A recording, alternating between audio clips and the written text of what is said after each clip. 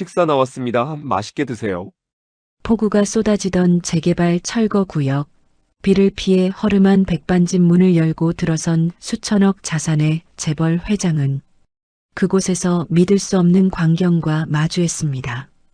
고기 누린내가 진동하는 낡은 테이블 위로 창백한 얼굴의 청년이 다가와 밥 공기를 내려놓았죠. 그 순간 심장이 발밑으로 철렁 내려앉고 말았습니다.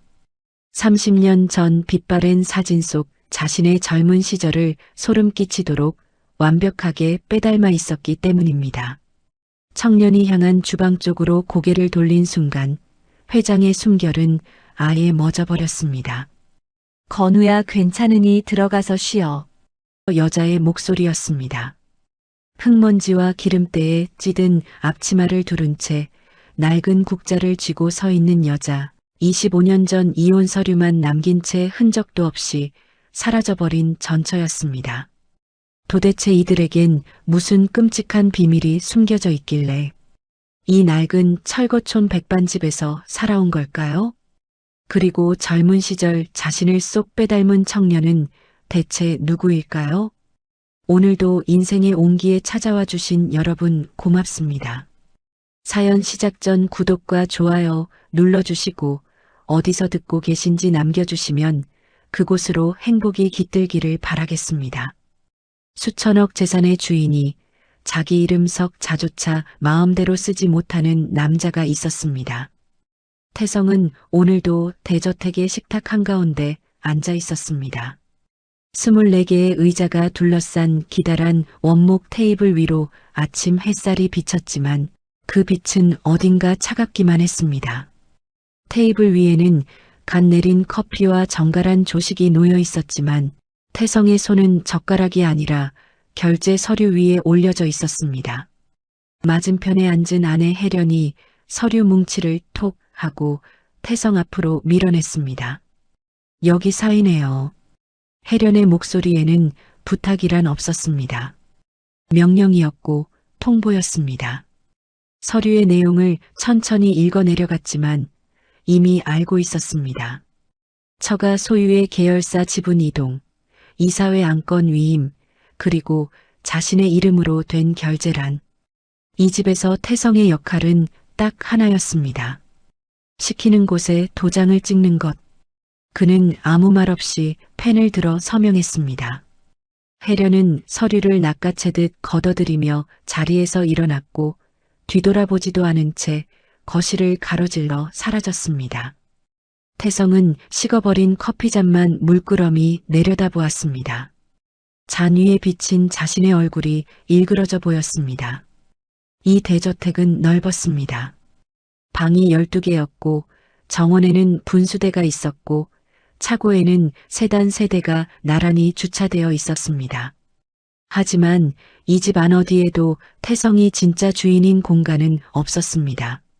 서재조차 혜련의 허락 없이는 들어갈 수 없었고 금고, 비밀번호도 태성은 알지 못했습니다. 수천억의 재산이 자기 이름 아래 있었지만 그 돈의 흐름을 결정하는 건 언제나 처갓집이었습니다. 차 안에서 스마트폰을 열었을 때 경제 기사 하나가 눈에 들어왔습니다. 바지회장이라는 세 글자가 굵은 글씨로 박혀 있었고 그 옆에는 자신의 이름이 나란히 적혀 있었습니다. 기사 댓글란에는 더 잔인한 말들이 줄줄이 달려 있었습니다. 처갓집 돈으로 자리에 앉은 허수아비, 능력도 없이 대릴 사위 노릇이나 하는 무능한 남자. 태성은 입술을 꽉 깨물었습니다. 손가락 끝이 하얗게 질릴 만큼 주먹을 쥐었다가 천천히 펴며 화면을 꺼버렸습니다. 이런 기사가 처음은 아니었습니다. 하지만 익숙해진다는 것과 아프지 않다는 것은 전혀 다른 이야기였습니다. 상처는 덧나지 않을 뿐 한 번도 아문 적이 없었으니까요. 운전기사가 회장님, 출발할까요? 하고 물었지만 태성은 한참을 대답하지 않았습니다. 백미러에 비친 자기 얼굴을 바라보았습니다. 50대 중반, 깊이 패인 미간의 주름, 그리고 어딘가를 향해 끊임없이 사과하는 것 같은 눈. 한때는 자신의 힘으로 세상을 움직이겠다는 패기가 있었습니다. 그 패기를 처갓집의 자본이 한 올 한 올 뽑아버렸고 이제 남은 건 관성처럼 반복되는 하루뿐이었습니다. 오후 태성은 재개발 현장을 시찰하러 나갔습니다. 이것만큼은 자신이 직접 진두지휘하는 몇 안 되는 업무였고 적어도 이 현장에서만큼은 바지 회장이 아니라 진짜 사업가로 서 있을 수 있었습니다. 안전모를 쓰고 현장을 돌며 공정 진행 상황을 점검하는 태성의 눈빛은 사무실에서와는 완전히 달랐습니다. 날카롭고 정확하고 살아있었습니다.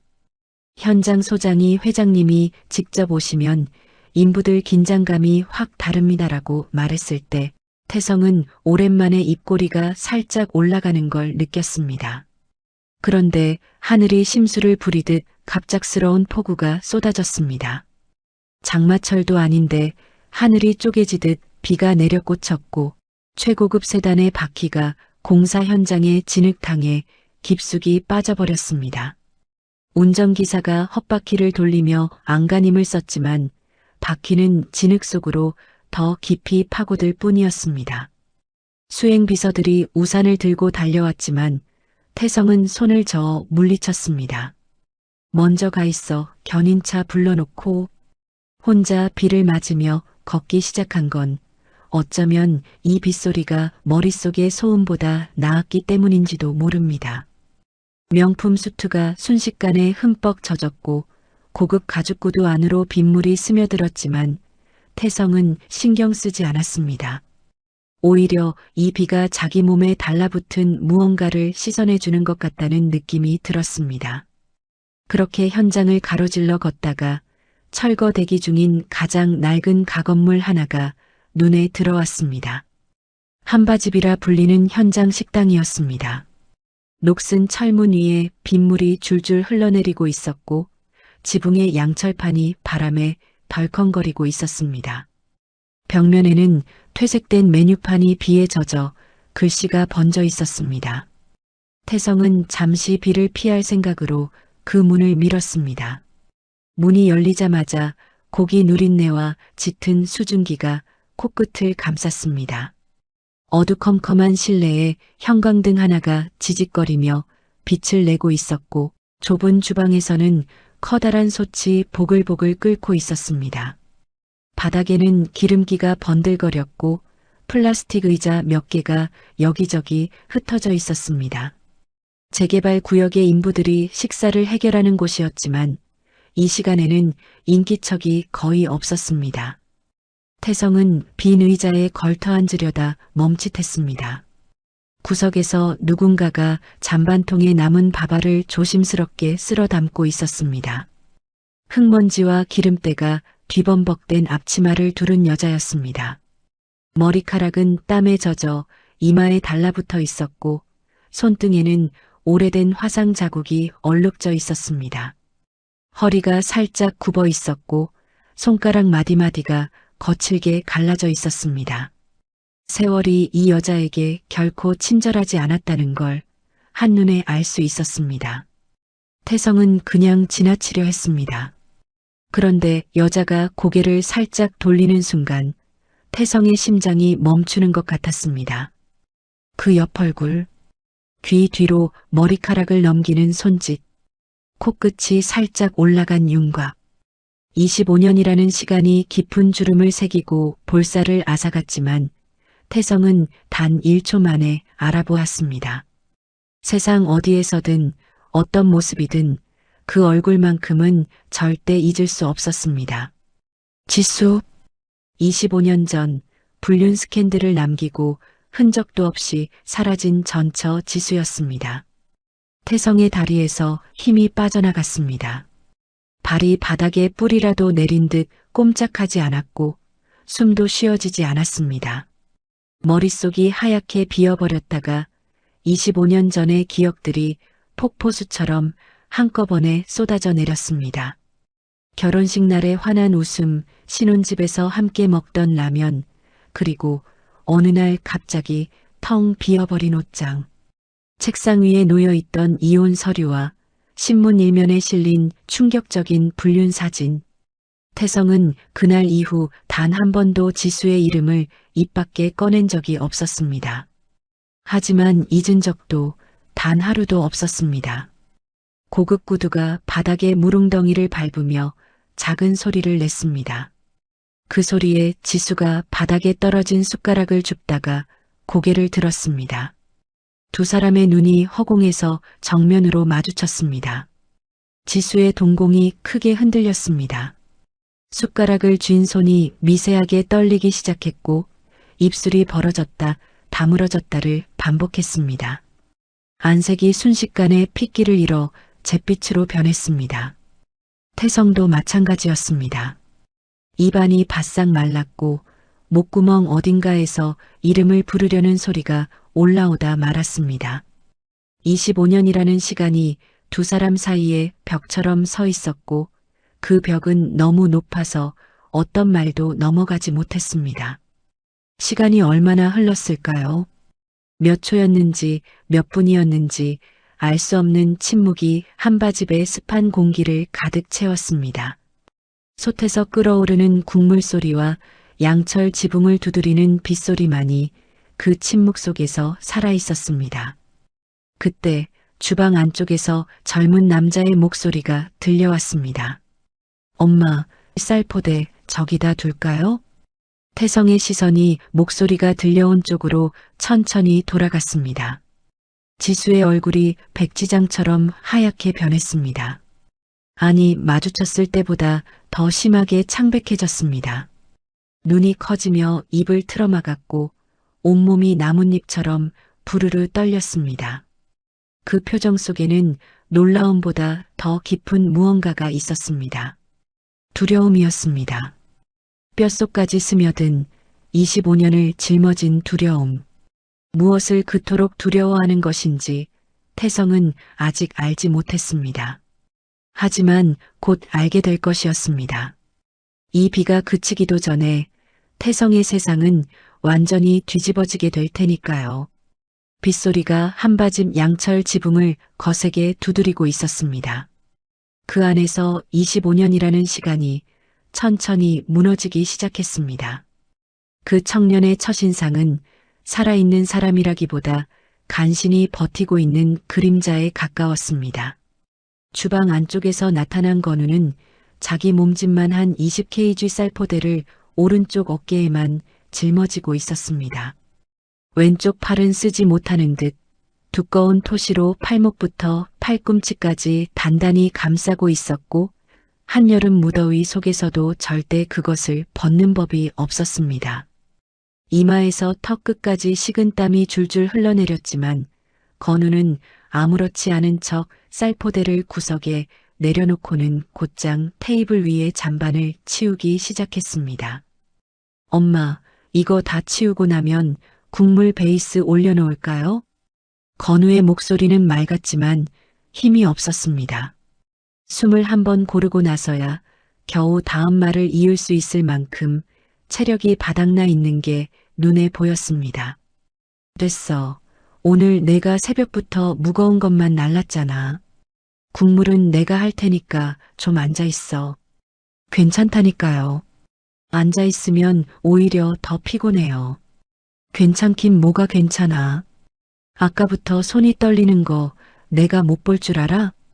엄마가 또 그러시네. 손은 원래 좀 떨려요. 힘을 많이 써서 그런 거예요. 힘을 많이 써서 떨리는 게 아니라 밥을 안 먹어서 떨리는 거지. 아침에 국밥 한 그릇 떠났는데 왜 안 먹고 나간 거야? 손님 줄 국밥을 내가 먹으면 어떡해요? 그 한마디에 지수의 손이 멈췄습니다. 행주를 쥔 손가락에 힘이 들어갔다가 천천히 풀렸습니다. 지수는 아무 말도 하지 못한 채 아들의 등을 바라보았습니다.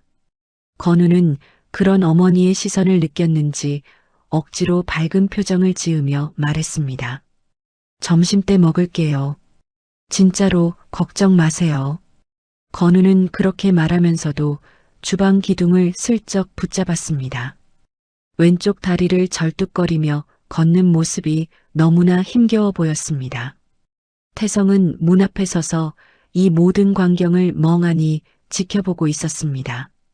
처음에는 그저 지수의 식당에서 일하는 젊은 종업원이겠거니 했습니다. 재개발 현장 근처의 허름한 한바집에서 일하는 청년이야 흔하디 흔한 풍경이었으니까요.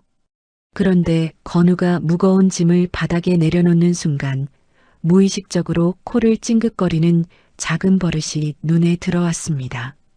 태성의 숨이 멈췄습니다. 그건 거울을 볼 때마다 스스로도 의식하지 못하는 자신만의 습관이었습니다.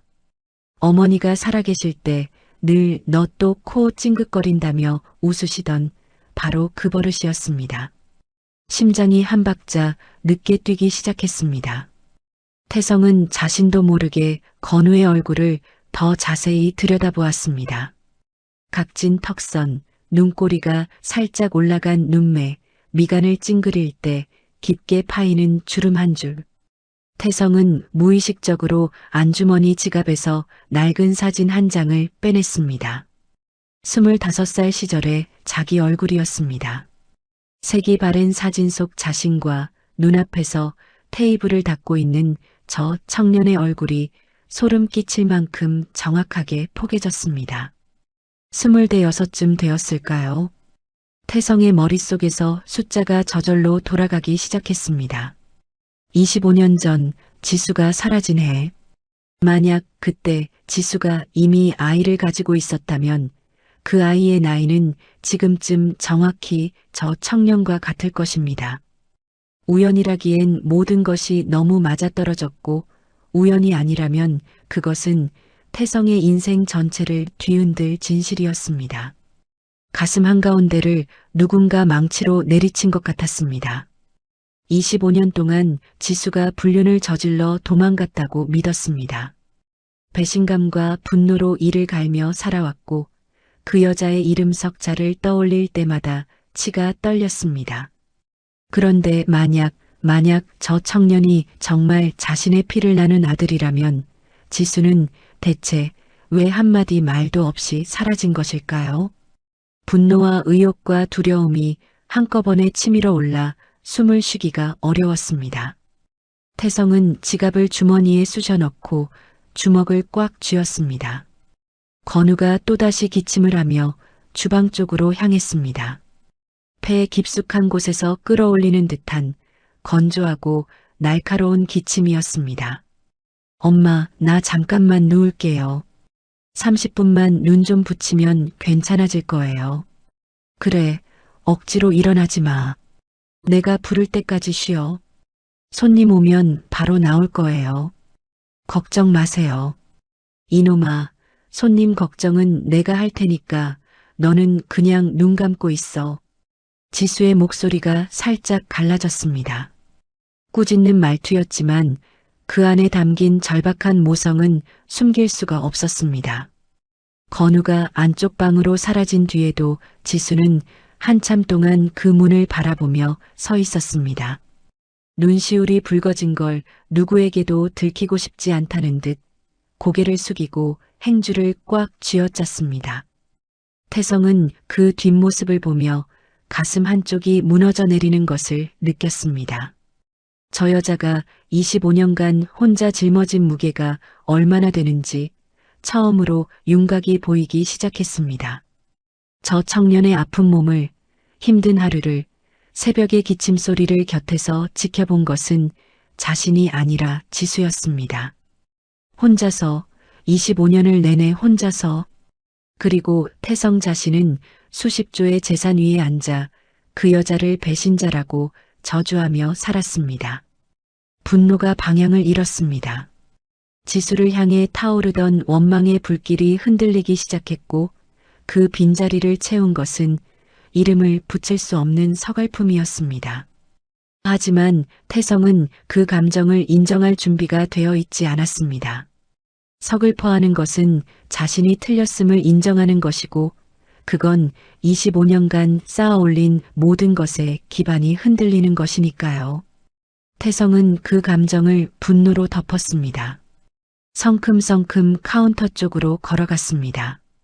구두 굽이 낡은 장판 바닥을 세차게 두드렸고 지수가 화들짝 놀라 고개를 돌렸습니다. 태성의 얼굴에 서린 살벌한 기운을 보자마자 지수는 본능적으로 한 발 뒤로 물러섰습니다. 저 청년 누구야? 지수의 입술이 파르르 떨렸지만 아무 소리도 나오지 않았습니다. 내가 묻고 있잖아. 몇 살이야, 저 애가. 그냥 일하는 애예요. 당신하고 아무 상관없는 사람이에요. 지수의 대답은 너무 빨랐습니다. 준비해둔 거짓말처럼 막힘이 없었고 그래서 오히려 태성의 확신을 굳혀주었습니다. 지수가 무의식적으로 주방 쪽을 돌아보았습니다. 건우가 들을까봐 그것만이 두려운 듯 눈동자가 빠르게 흔들렸습니다. 상관없는 사람치고는 당신 눈빛이 좀 이상한데 저의 앞에서만 유독 안절부절 못하더라고. 피곤해서 그래요. 제발 그만하고 나가줘요. 그 애가 몇 년생이야. 그것만 대답해. 왜 그걸 당신이 알아야 하는데요?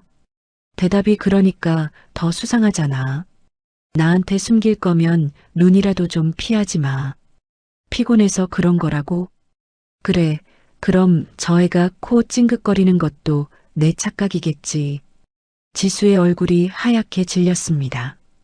숨기고 또 숨겨온 비밀이 발각되는 순간 사람의 얼굴은 저렇게 무너지는 것이었습니다. 그럼에도 지수는 끝까지 입을 열지 않았습니다. 두 주먹을 꽉 쥔 채 마치 입을 여는 순간 모든 게 끝나버릴 것처럼 필사적으로 침묵을 지켰습니다. 왜 대답을 못해? 내 눈을 똑바로 보고 아니라고 말해봐. 지수의 눈에서 눈물이 차올랐습니다. 하지만 끝내 입을 열지 않았습니다. 떨리는 입술 사이로 겨우 한마디만 짜냈습니다. 제발 여기서 나가주세요. 태성의 손이 부르르 떨렸습니다. 당장 그 팔을 잡고 모든 진실을 끌어내고 싶었습니다.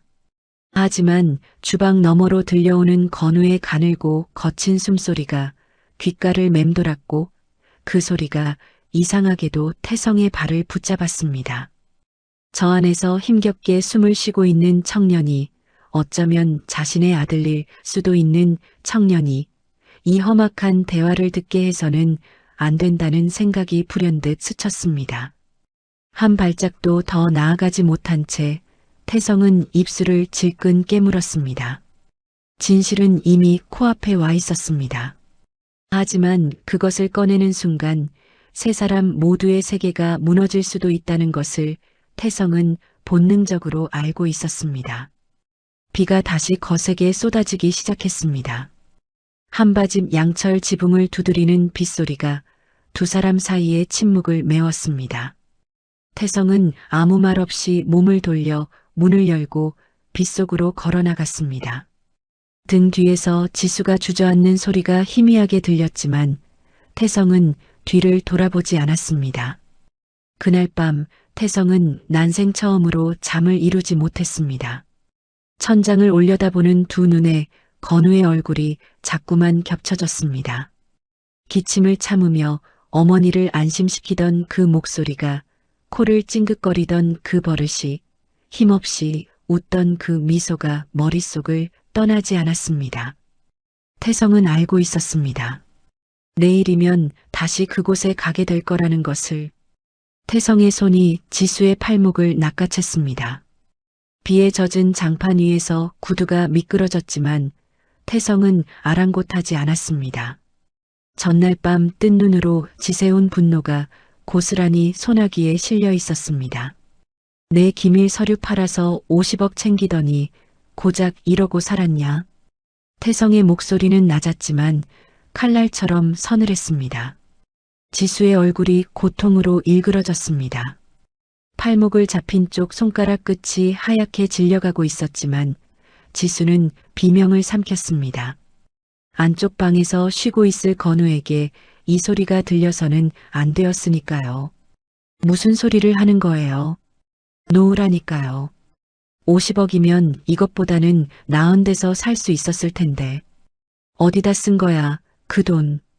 딴 남자한테 갖다 바쳤어? 미쳤어요? 나한테 그런 돈이 어딨어요. 돈이 없다고? 내 회사 기밀 서류가 통째로 빠져나갔는데 그게 너 아니면 누구야?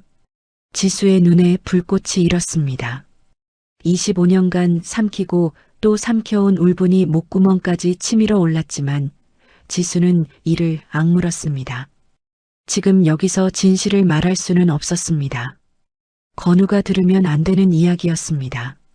나한테 할 말 없어요. 그러니까 제발 나가요. 할 말이 없다고? 25년을 숨어 살면서 할 말이 없어? 태성이 플라스틱 의자를 발로 걷어찼습니다. 의자가 스테인리스 싱크대에 부딪히며 날카로운 소리를 냈고 그 소리에 지수의 어깨가 움찔했습니다. 태성은 그런 지수를 내려다보며 입꼬리를 비틀었습니다. 저놈은 뭐야? 딴 놈이랑 도망가서 낳은 자식이냐? 그 한마디가 지수의 한계를 넘어뜨렸습니다. 지수의 눈동자가 순간적으로 주방 안쪽을 향했고 다시 태성에게로 돌아왔을 때 그 눈에는 공포와 분노가 뒤섞여 있었습니다. 건우가 이 말을 들었을 수도 있다는 가능성만으로 지수의 온몸이 사시나무처럼 떨리기 시작했습니다. 지수가 두 손으로 태성의 입을 틀어막았습니다. 손가락에 힘이 너무 들어가 손톱이 태성의 볼에 자국을 남겼습니다. 입 닥쳐요. 제발, 제발 입 좀 닥쳐요. 손 치워. 내가 지금 장난하는 것 같아? 장난은 당신이 하고 있는 거예요. 여기가 어디라고 와서 소리를 질러요. 지수의 목소리는 악을 쓰는 것이었지만 소리는 죽이고 있었습니다. 숨을 틀어막은 채 울부짖는 소리 없는 절규였습니다.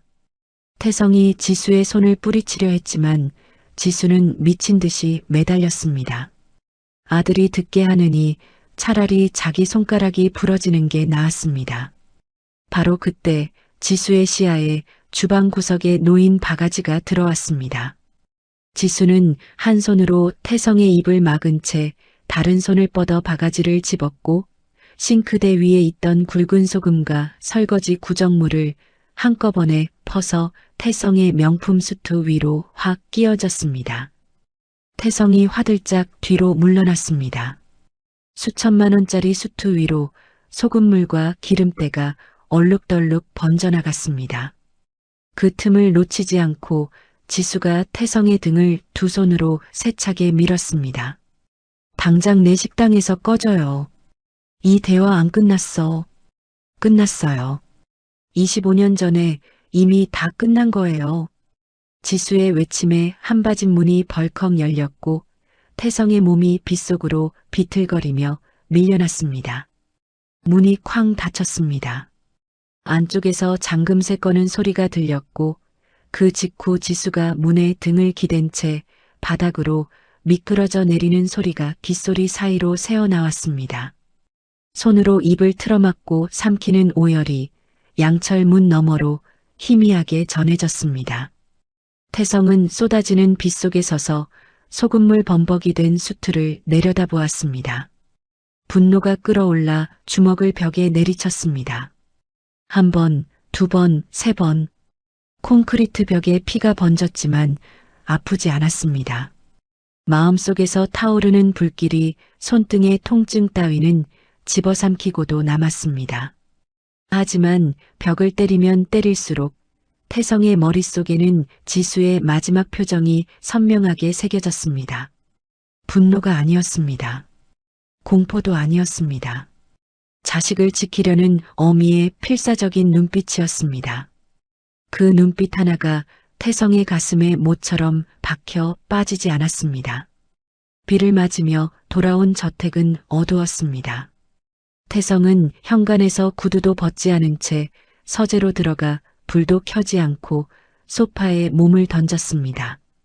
천장을 올려다보며 숨을 고르려 했지만 머릿속은 폭풍처럼 요동쳤습니다. 지수의 절규가, 건우의 기침소리가, 코를 찡긋거리던 그 버릇이 번갈아 떠올랐습니다. 같은 시각 지하 주차장에서는 다른 종류의 어둠이 움직이고 있었습니다. 혜련이 태성의 차량 뒷좌석 문을 열었습니다. 장갑을 낀 손이 능숙하게 계기판 아래쪽을 더듬었고 블랙박스 메모리 칩을 찾아내 손톱 끝으로 정확하게 빼냈습니다. 이런 일에 익숙한 사람의 동작이었습니다. 서재로 올라온 혜련은 자신의 노트북에 칩을 꽂고 영상을 돌렸습니다. 화면 속에는 태성이 한바집에 들어가는 장면, 지수와 마주치는 장면, 그리고 소금물에 젖은 채 빗속으로 밀려나는 장면이 고스란히 담겨 있었습니다. 혜련의 손가락이 마우스 위에서 멈췄습니다. 화면을 되감아 지수의 얼굴을 확대했습니다. 혜련의 입꼬리가 서서히 올라갔습니다. 웃음이라기보다는 사냥감을 발견한 짐승의 본능에 가까운 표정이었습니다. 혜련은 휴대폰을 들어 번호를 눌렀습니다. 신호음이 2번 울리기도 전에 상대방이 받았습니다. 나야. 재개발 3구역에 한바집 하나 있지? 거기 여자 신원 다 털어. 사모님, 이 시간에 무슨 일이십니까? 일이 생겼으니까 전화했겠지. 아들이 하나 있어. 26쯤 돼 보이는. 그것도 같이 조사해. 아들이요? 혹시 회장님과 관련이 있는 건지. 그건 내가 알아낼 일이야. 모자 관계, 과거 이력, 병원 기록까지 전부 다. 언제까지 하면 되겠습니까? 내가 느긋한 사람인 거 알잖아. 이틀이면 충분하지? 이틀이면 좀 빡빡합니다만. 빡빡하면 밤새면 되지. 그 정도 대우는 해주고 있잖아. 전화를 끄는 혜련이 노트북 화면을 한 번 더 들여다보았습니다. 지수의 얼굴 위로 커서가 천천히 움직였습니다. 혜련의 손가락이 화면 속 지수의 얼굴 위를 가볍게 두드렸습니다. 마치 곧 밟아 죽일 벌레를 구경하듯 느긋하고 잔인한 손길이었습니다. 25년 만에 기어 나왔네. 참 끈질기기도 하지. 혜련은 노트북을 닫고 와인잔을 들었습니다.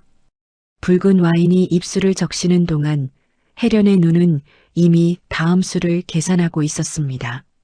저 여자와 아들을 어떻게 처리할지, 그리고 태성을 어떻게 다시 자기 소나기에 넣을지.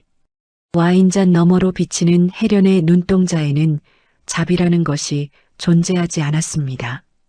한편 한바집에서는 지수가 건우의 방문 앞에 쪼그리고 앉아 있었습니다. 문틈으로 새어나오는 건우의 고른 숨소리를 확인하고서야 비로소 안도의 한숨을 내쉬었습니다.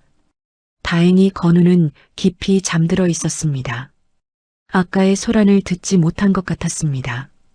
지수는 자신의 두 손을 내려다보았습니다. 태성의 입을 막느라 손톱이 2개나 뒤집혀 있었고 손가락 사이로 피가 배어 나오고 있었습니다. 하지만 아프지 않았습니다. 아들을 지켰다는 안도감이 다른 모든 감각을 덮어버렸으니까요. 미안해, 건우야. 지수는 아무도 듣지 못할 만큼 작은 목소리로 중얼거렸습니다. 엄마가 좀 더 잘 숨었어야 했는데. 눈물이 볼을 타고 흘러내렸지만 지수는 소리를 내지 않았습니다. 25년간 그래왔던 것처럼 울음조차 삼키는데 익숙한 사람이었습니다. 빗소리만이 낡은 한바집을 감싸고 있었고 그 안에서 모자는 서로 다른 어둠 속에 잠겨 있었습니다. 누군가의 손이 이미 올가미를 조이기 시작했다는 것을 그때는 아무도 몰랐습니다. 혜련은 약속대로 이틀을 기다리지 않았습니다. 하루 만에 모든 것을 손에 넣었습니다. 최고급 호텔 꼭대기층의 밀실, 창 하나 없는 방 안에 혜련이 다리를 꼬고 앉아 있었습니다. 테이블 위에는 지수와 건우의 신상이 빼곡히 적힌 서류 뭉치가 놓여 있었고 혜련은 그것을 한 장 한 장 넘기며 읽었습니다. 읽을수록 입꼬리가 올라갔습니다. 문이 열리고 철거 용역업체 사장이 들어왔습니다. 배가 볼록 나온 중년 남자는 혜련 앞에 서자마자 허리를 90도로 꺾었습니다. 혜련은 고개도 들지 않은 채 두툼한 수표 봉투를 테이블 위로 밀었습니다. 3구역 천막, 그러니까 한바지부터 밀어. 사모님, 거긴 아직 철거 일정이 잡히지 않은 구역인데요. 일정이 안 잡혔으면 내가 잡으면 되지. 벌금이든 위약금이든 전부 회사 돈으로 물어줄 테니까 신경 쓰지 마. 그래도 사람이 살고 있는 곳이라 좀 문제가. 사람? 거기 사는 게 사람이야? 혜련의 목소리가 한 톤 낮아졌습니다. 용역 사장의 등에 식은땀이 흘렀습니다. 내일 새벽에 해. 해 뜨기 전에 끝내고 흔적도 남기지 마. 새벽이면 좀 급한데요. 인원 모으려면. 급하면 돈을 더 주면 되잖아. 수표 한 장 더 써줄까? 아닙니다. 충분합니다, 사모님. 그리고 하나 더. 안에 여자하고 젊은 남자가 있을 거야. 다치든 말든 신경 쓰지 마. 혹시 그 사람들이 저항하면요? 저항하면 더 세게 밀면 되는 거 아니야? 내가 이런 것까지 가르쳐줘야 해? 알겠습니다. 깔끔하게 처리하겠습니다. 깔끔하게. 그래, 그 말이 듣고 싶었어. 용역 사장이 수표 봉투를 집어들고 허겁지겁 나가자 혜련은 서류 맨 마지막 장을 펼쳤습니다. 건우의 병원 기록이었습니다. 말기 신부전증, 주 3회 투석, 투석용 동정 맥루 삽입. 혜련의 눈이 가늘어졌습니다. 병든 아들이라는 약점까지 손에 쥔 셈이었습니다. 혜련은 서류를 덮으며 나직이 중얼거렸습니다. 아프기까지 하다니. 참 편하게 됐네. 같은 시각 잠을 이루지 못한 태성은 홀로 차를 몰고 한바집 근처 골목에 와 있었습니다. 엔진을 끄고 어둠 속에 앉아 식당 쪽을 바라보았습니다. 낮에 그렇게 거칠게 굴었으면서 밤이면 이렇게 돌아오는 자신이 한심했지만 발길이 저절로 이곳을 향했습니다. 불이 꺼진 한바집은 고요했습니다. 태성은 차에서 내려 식당 뒤편으로 조심스럽게 다가갔습니다. 골목벽에 등을 붙이고 숨을 죽인 채 귀를 기울였습니다. 아무 소리도 들리지 않았습니다. 모자가 무사히 잠들어 있기를 바라는 마음이 가슴 한쪽에서 고개를 들었지만 태성은 그 감정을 애써 외면했습니다. 그때 화장실 쪽에서 희미한 빛이 새어나왔습니다. 태성은 본능적으로 몸을 숨기며 그쪽을 살폈습니다. 화장실의 작은 창문 너머로 세면대에 매달리다시피 한 건우의 모습이 보였습니다. 건우는 입을 틀어막고 있었지만 손가락 사이로 검붉은 것이 흘러내리고 있었습니다. 피 섞인 구토였습니다. 건우의 온몸이 경련하듯 떨렸습니다. 무릎이 꺾이며 바닥에 주저앉았고 세면대 모서리를 붙잡은 손가락 마디가 하얗게 질려 있었습니다. 고통을 참느라 이를 악무는 소리가 창문 틈으로 새어나왔습니다. 그런데도 건우는 신음 한 번 내지 않았습니다. 옆방에서 자고 있을 어머니를 깨울까봐 죽을 만큼 아픈데도 소리를 삼키고 있는 것이었습니다. 괜찮아, 괜찮아. 좀만 참으면 돼. 건우가 스스로에게 속삭이는 소리가 들렸습니다. 떨리는 손으로 수건을 집어 입가에 피를 닦으며 혼자서 자신을 달래고 있었습니다. 내일 투석하면 나아질 거야. 엄마한테 걱정 끼치면 안 돼. 조금만 더 버티자. 건우는 벽을 짚고 간신히 일어섰습니다. 거울에 비친 자신의 얼굴을 보며 억지로 표정을 고쳐 잡았습니다. 내일 아침 어머니 앞에서 지을 미소를 미리 연습하듯 창백한 얼굴 위에 웃음을 올려놓았다 내렸다를 반복했습니다. 웃어, 윤건우. 엄마 앞에서 아픈 티 내면 엄마가 더 아파. 거울 속 자신에게 말하는 건우의 목소리가 갈라졌습니다. 수도꼭지를 틀어 세면대에 핏자국을 씻어내며 증거를 지우듯 꼼꼼하게 물을 흘려보냈습니다. 이런 일에 익숙한 사람의 손놀림이었습니다. 하루 이틀이 아니라 수년째 이렇게 살아온 것이었습니다.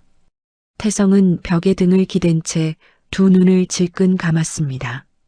원망도 분노도 아닌 감정이 심장을 짓눌렀습니다. 핏줄이 당기는 것인지 아니면 그저 인간으로서 느끼는 연민인지 구분이 되지 않았습니다. 하지만 한 가지는 확실했습니다. 저 청년은 지금 죽어가고 있었습니다. 태성의 주먹이 떨렸습니다. 들어가서 당장 병원으로 데려가고 싶었습니다. 그러나 낮에 자신이 저지른 일이 발목을 잡았습니다. 지수의 팔목을 낚아채고 아들을 모욕하고 식당을 아수라장으로 만든 사람이 이제 와서 도와주겠다고 나서면 지수가 받아들일 일이 없었습니다. 태성은 아무것도 하지 못한 채 어둠 속에서 건우의 고통을 지켜보기만 했습니다. 수십조의 재산을 가진 사람이 골목벽에 숨어서 아들인지도 모르는 청년의 구토 소리를 듣고 있는 것입니다. 이보다 비참한 밤이 있을까요? 한참이 지나서야 건우가 화장실 불을 끄고 방으로 돌아갔습니다. 태성은 그제야 멈추고 있던 숨을 내쉬었습니다. 차가운 새벽 공기가 폐를 채웠지만 가슴속의 답답함은 조금도 풀리지 않았습니다. 태성이 차로 돌아가 시동을 걸려는 순간이었습니다. 어둠 저편에서 육중한 엔진 소리가 들려왔습니다. 태성은 고개를 돌렸습니다. 재개발 구역 입구 쪽에서 포크레인의 시커먼 그림자가 천천히 움직이고 있었습니다. 뒤따라 대형 트럭 세대가 전조등을 끈 채 줄지어 들어오고 있었습니다. 해 뜨기 전에 고요한 새벽이었습니다. 인부들이 출근하기엔 아직 두세 시간이나 이른 시각이었습니다. 태성의 눈이 가늘어졌습니다. 무언가 잘못되고 있었습니다. 포크레인이 멈추자 트럭 짐칸에서 검은 점퍼를 입은 남자들이 우르르 쏟아져 내렸습니다. 손에는 쇠파이프와 망치가 들려 있었습니다. 10명, 20명, 30명. 수를 헤아리기도 전에 남자들은 일사불란하게 한바집 쪽으로 몰려갔습니다. 아니, 이건 아니지. 설마 이 시간에. 태성은 차문을 열다 말고 얼어붙었습니다. 머릿속에서 혜련의 얼굴이 번뜩 스쳤습니다. 포크레인의 굉음이 고요한 새벽을 찢었습니다. 첫 번째 충격이 한바집역 가건물의 벽을 뚫었고 콘크리트 파편이 사방으로 튀었습니다. 그와 동시에 쇠파이프를 든 남자들이 한바집의 셔터를 향해 달려들었습니다. 철제 셔터가 야구 방망이에 맞아 움푹 찌그러지며 귀를 찢는 소리를 냈습니다. 전부 부숴. 안에 뭐가 있든 신경 쓰지 마. 용역 대장의 고함이 새벽 공기를 가르며 울려 퍼졌습니다. 누구세요? 여기 사람 있어요. 사람이 있다고요. 지수의 비명이 터져나왔습니다. 하지만 셔터는 이미 경첩이 뜯겨나가며 안쪽으로 쓰러지고 있었습니다. 꺼져, 이년아. 30초 안에 안 나오면 같이 묻힌다. 제발 그만해요. 아픈 사람이 있어요. 안에 아픈 사람이 있다고요. 아프든 죽든 우리 알 바 아니야. 다 밀어. 지수의 목소리는 찢어질 듯 했지만 쇠파이프가 유리창을 깨는 소리에 묻혀 아무에게도 닿지 않았습니다. 용역들이 밀고 들어온 순간 식탁이 밀리며 대형 가스버너 위에 올려져 있던 끓는 국밥솥이 크게 기울어졌습니다. 뜨거운 국물이 솥 가장자리를 넘쳐 지수의 발밑으로 쏟아질 듯 흔들렸습니다. 지수가 반사적으로 뒤로 물러나며 비명을 질렀고 솥은 아슬아슬하게 균형을 되찾았지만 국물 절반이 바닥에 쏟아져 뜨거운 수증기가 치솟았습니다. 건우야, 건우, 일어나. 빨리 나와야 해. 엄마, 무슨 소리야? 무슨 일이에요? 안쪽 방에서 건우의 잠에 젖은 목소리가 들렸습니다. 설명할 시간 없어. 당장 나와. 지수가 안쪽 방을 향해 미친 듯이 외쳤습니다. 냉장고가 쓰러지는 소리, 남자들의 거친 웃음소리가 뒤섞여 한바집 전체가 아수라장이 되어가고 있었습니다. 태성은 차 안에서 그 광경을 보며 온몸이 얼어붙었습니다. 이건 일반 철거가 아니었습니다. 이건 누군가의 지시로 움직이는 조직적인 폭력이었습니다. 그리고 태성은 이런 방식의 일을 벌일 수 있는 사람이 누구인지 너무나 잘 알고 있었습니다. 혜련이었습니다. 태성의 손이 문 손잡이를 움켜쥐었습니다. 저 안에 지수가 있었고 건우가 있었습니다. 이 세상에는 돈으로 살 수 있는 폭력이 있습니다. 그리고 그 폭력은 언제나 가장 약한 사람에게 먼저 향하죠.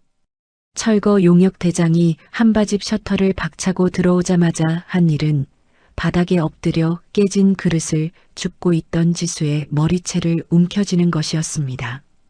지수의 몸이 허공에 떴다가 길바닥 위로 내동댕이 쳐졌고 이마에서 피가 번지는데도 용역 대장은 눈 하나 깜짝하지 않았습니다. 그저 주머니에서 담배를 꺼내 물며 느긋하게 내뱉었습니다. 회장님, 사모님 특별 지시다. 오늘 안에 이 자리 깨끗이 밀어야 되니까 알아서들 해. 그 한마디가 신호탄이었습니다. 용역들이 일제히 야구 방망이를 휘두르기 시작했고 냉장고 문짝이 찌그러지는 소리, 유리가 산산이 부서지는 소리, 스테인리스 조리대가 바닥에 내팽개쳐지는 소리가 좁은 식당 안을 가득 채웠습니다. 지수가 25년 동안 하루도 빠지지 않고 닦아온 가스레인지도 손때가 묻은 국자도 건우가 직접 나무를 깎아 만들어준 메뉴판까지 남김없이 박살이 났습니다. 용역들은 그걸 보며 낄낄거렸고 한 녀석이 부서진 냉장고 위에 걸터앉아 코웃음을 쳤습니다. 깔깔대는 웃음 사이로 지수가 이를 악물었지만 몸이 움직이지 않았습니다. 이마에서 흘러내린 피가 눈꺼풀을 적시고 시야가 붉게 번졌지만 지수는 안쪽 방문만 바라보고 있었습니다. 건우가 나오지 않기를, 제발 잠들어 있기를 빌었습니다. 하지만 기도는 닿지 않았습니다. 안쪽 방문이 벌컥 열리더니 건우가 맨발로 뛰쳐나왔습니다.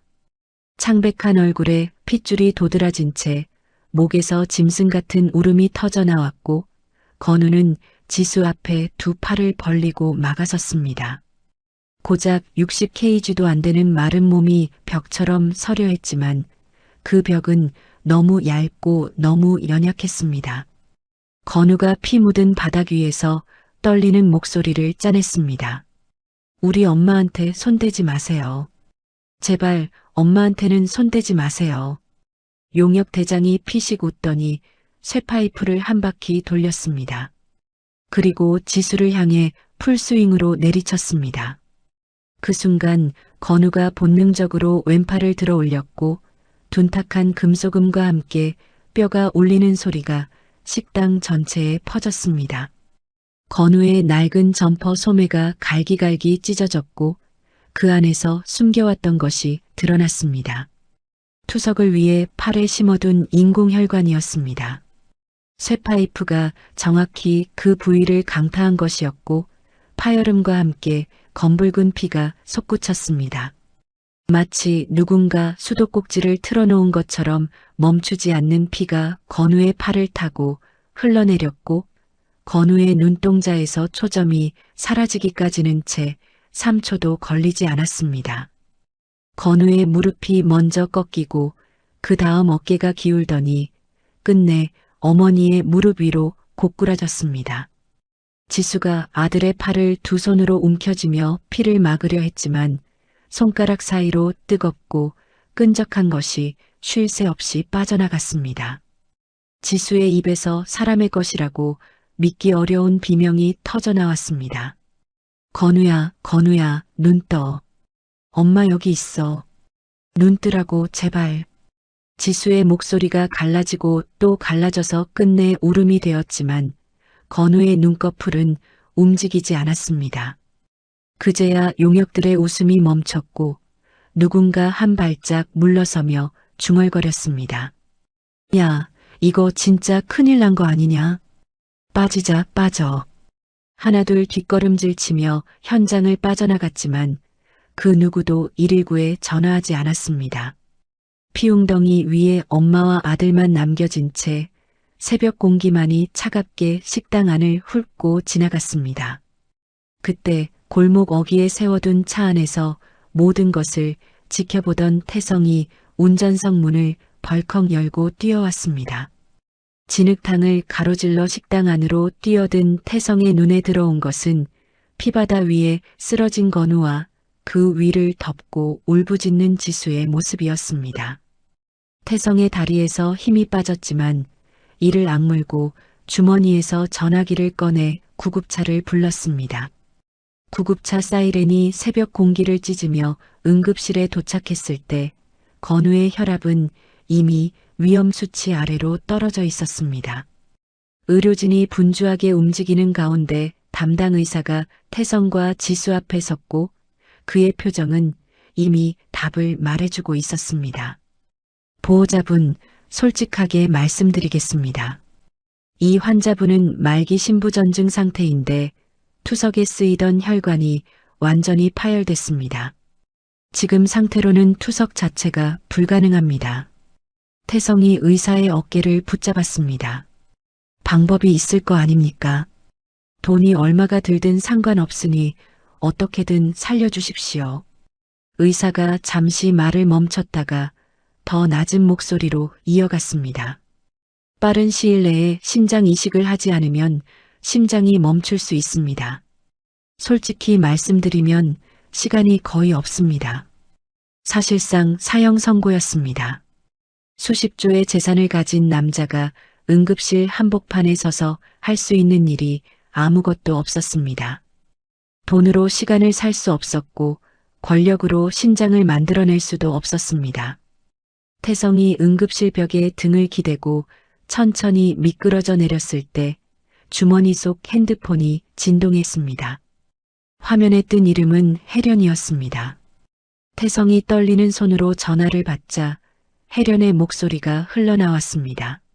마치 백화점에서 쇼핑을 마친 뒤 남편에게 안부를 묻는 것처럼 나른하고 여유로운 톤이었습니다. 여보, 한바집 청소 깔끔하게 끝냈어. 내 선물 마음에 들어? 태성이 전화기를 쥔 손에 핏줄이 솟았고 이를 가는 소리가 조용한 복도에 낮게 울렸습니다. 하지만 태성은 한마디도 하지 못했습니다. 응급실 유리문 너머로 심전도 모니터에 찍히는 청년의 약한 맥박이 보였고 그 가느다란 선이 언제 끊어질지 모른다는 공포가 분노보다 먼저 목을 조여왔기 때문입니다. 혜련은 대답 없는 침묵 속에서 킥킥 웃다가 전화를 끊었고 태성의 손에서 핸드폰이 미끄러져 차가운 바닥에 떨어졌습니다. 태성은 아무것도 할 수 없는 자신의 두 손을 내려다보았습니다.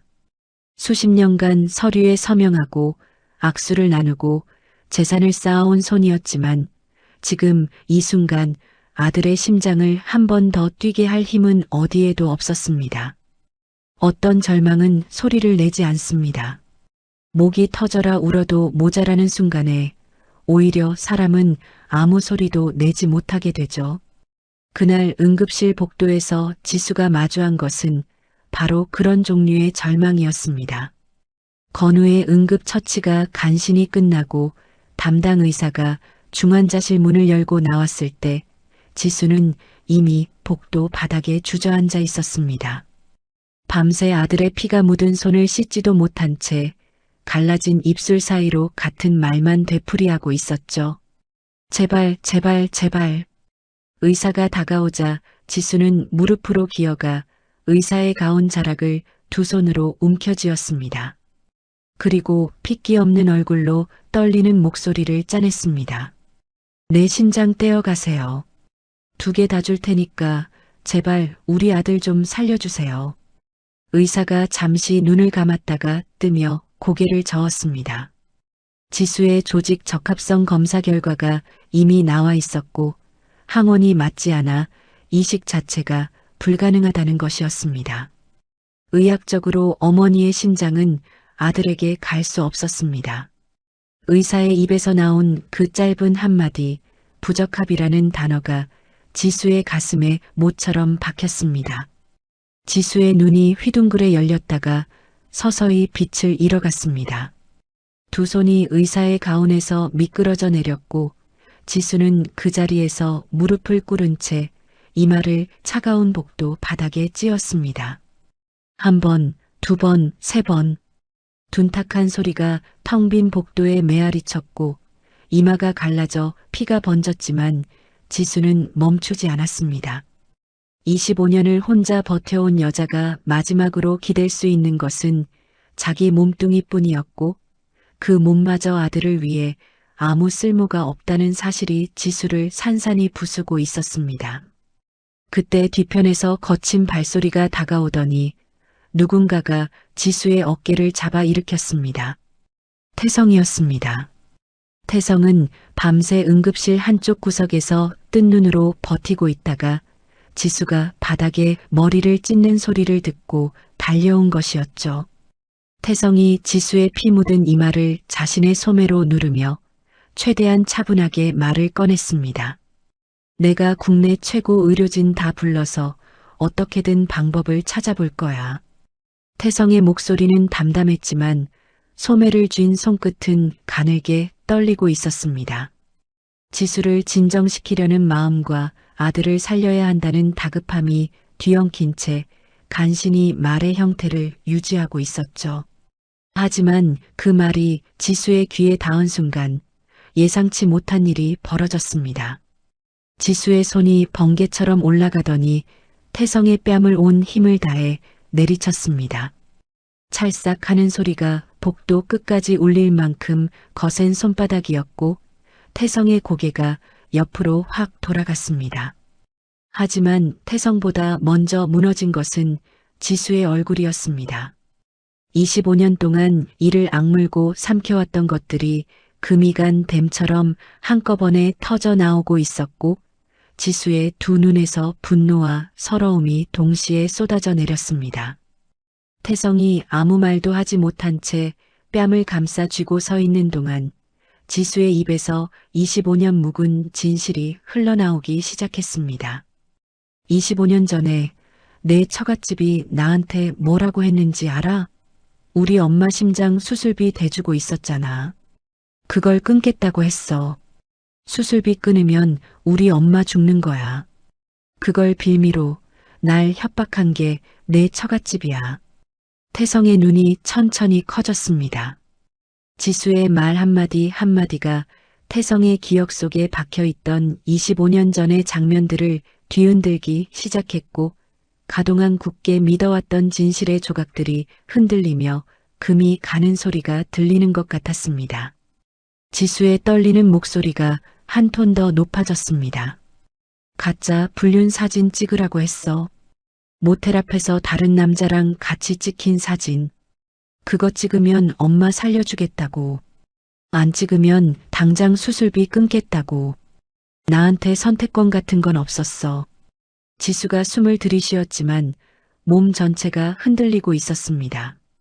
눈물이 턱을 타고 흘러내렸고 이를 악무는 소리가 새어나왔습니다. 그래서 찍었어. 날 창녀로 만들고 불륜녀로 만들어서 내 곁에서 쫓아낸 게 내 집안이야. 50억? 기밀 서류? 그런 거 한 푼도 받은 적 없어. 난 그냥 쫓겨난 거야. 뱃속에 내 아들을 품은 채로. 마지막 문장을 내뱉은 지수의 무릎이 다시 꺾였고 벽에 기대어 천천히 바닥으로 미끄러져 내렸습니다. 더 이상 소리를 낼 힘도 남아있지 않은 것처럼 입을 두 손으로 틀어막은 채 어깨만 격렬하게 들썩였습니다. 태성은 한 발짝도 움직이지 못했습니다. 25년 동안 자신이 배신당했다고 믿었던 여자가 사실은 자신의 어머니를 살리기 위해 모든 것을 내려놓은 사람이었다는 진실이 머리끝부터 발끝까지 천천히 스며들었고 그 무게가 태성의 숨통을 짓눌렀습니다. 자신이 평생 사랑했던 여자를, 자신의 아들을 25년이라는 시간 동안 철저하게 오해하고 있었다는 사실은 어떤 물리적 고통보다 더 깊은 곳을 찔렀습니다. 태성의 입에서 사람의 것이라 믿기 어려운 괴성이 터져 나왔고 주먹이 응급실 벽을 향해 날아갔습니다. 손뼈가 부서지는 듯한 통증이 올라왔지만 느낄 겨를이 없었고 한 번 더 벽을 내리치다가 주먹에서 피가 배어 나왔습니다. 간호사들이 달려와 태성을 말렸지만 태성은 잡혀있는 채로 고개를 떨구며 짐승처럼 울었습니다. 바로 그 순간이었습니다. 의사 선생님, 중환자실 안에서 기계음이 급격하게 오빠, 우리 바뀌더니 길고 제발 어떻게 좀 날카로운 의사 선생님, 경보음이 제 아내를 복도 살려주세요. 전체를 CPR 계속하세요. 뒤덮었습니다. 오빠 우리 어떡해요? 건우의 심장 어떻게 좀 박동이 해봐요. 의사 급격히 선생님, 제 떨어지고 아내를 있었고 살려주세요. CPR 모니터 계속하세요. 화면에 오빠, 찍히던 우리 어떡해요. 파형이 거의 제발 어떻게 좀 일직선에 해봐요. 의사 선생님, 가깝게 제 아내를 변해가고 살려주세요. 있었습니다. CPR 계속하세요. 의료진이 어떡해요. 일제히 제발 뛰어들어갔고 어떻게 좀 해봐요. 건우의 의사 가슴 선생님, 위에서 제 아내를 살려주세요. 심폐소생술이 CPR 계속하세요. 오빠 우리 시작되었습니다. 어떡해요?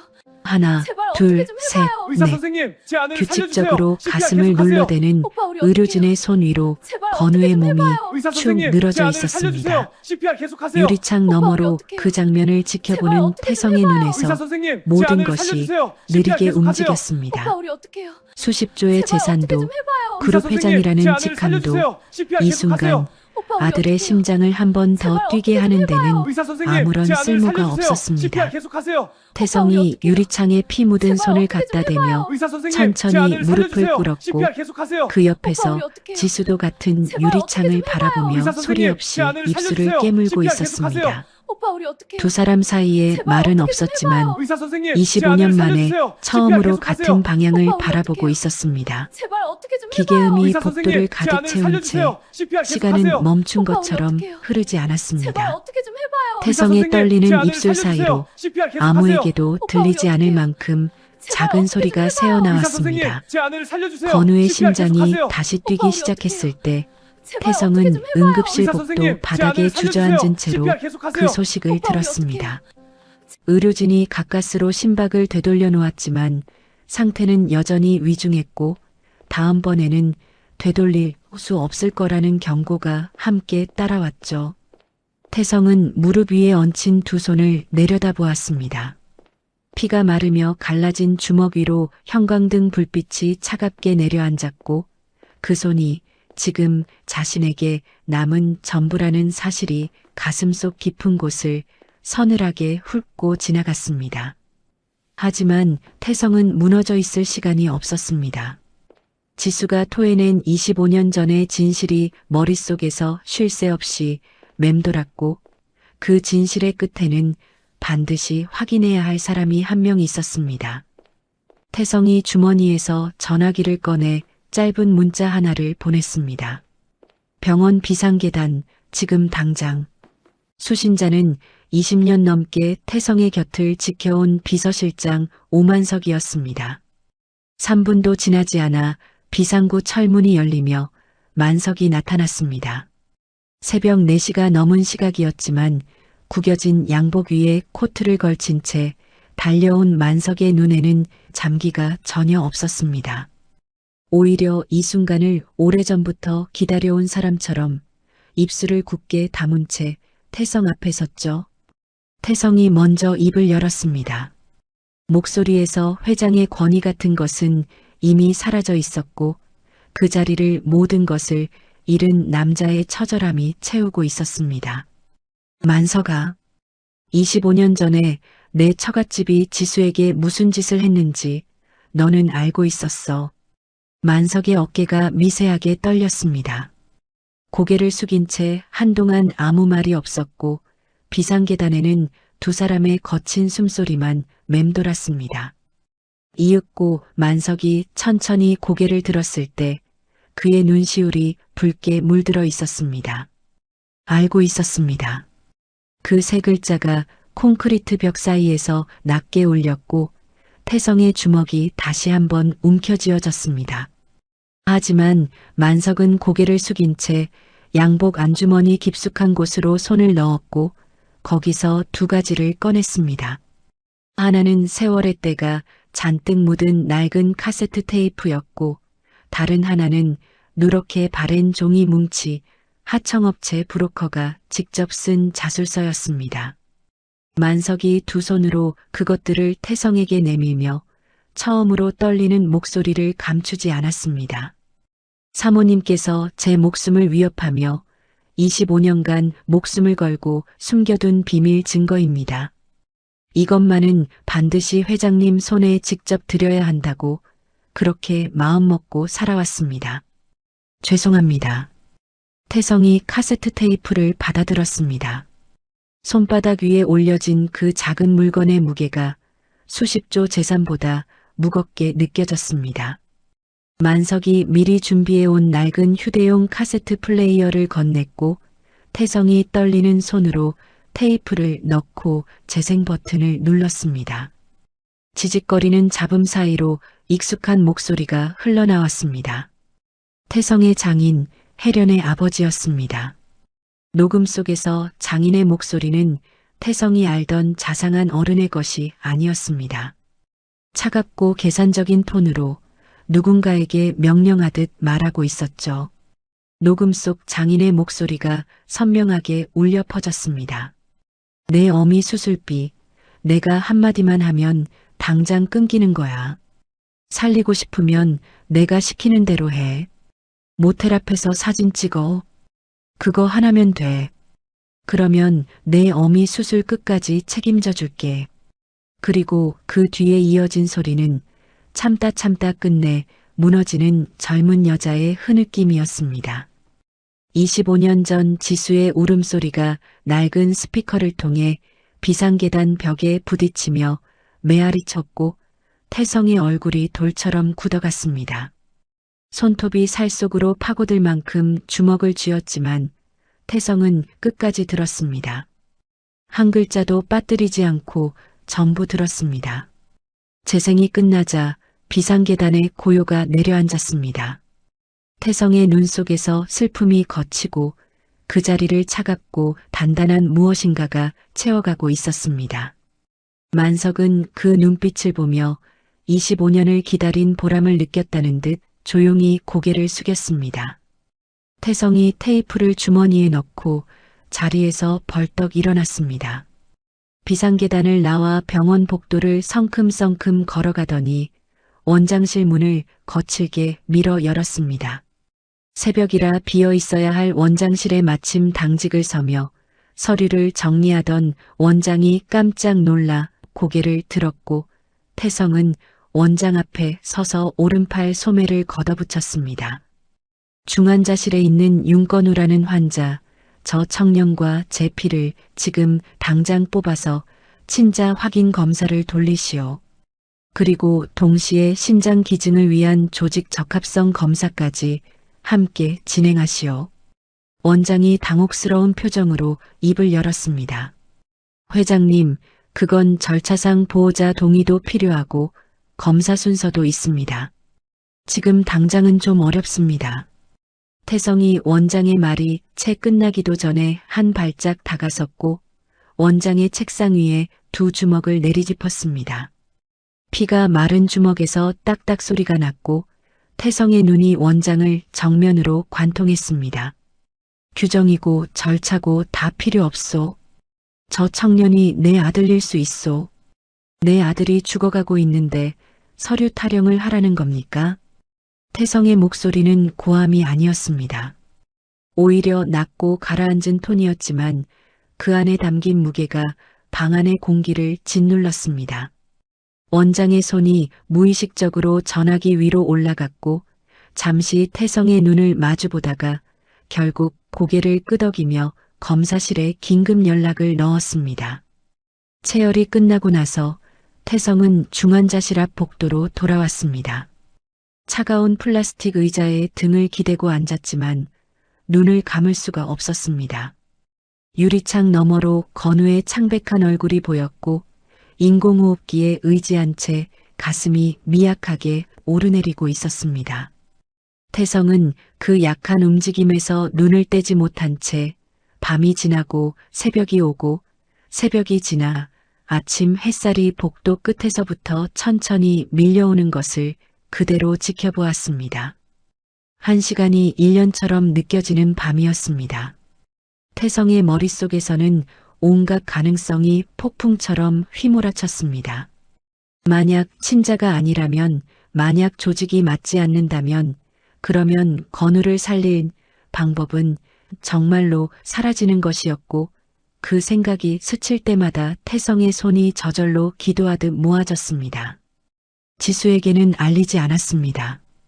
결과가 나오기 전에 헛된 희망을 주고 싶지 않았고, 무엇보다 또 한 번 실망시킬까봐 두려웠기 때문입니다.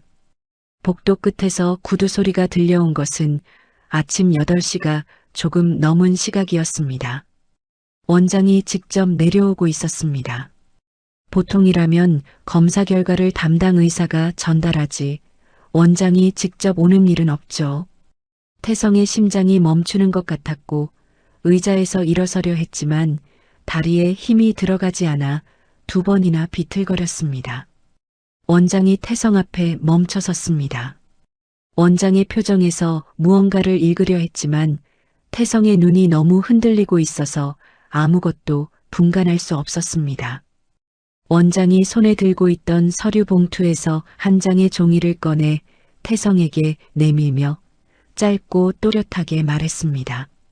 친자 확률 99.9%, 그리고 조직 적합성 완벽 일치입니다.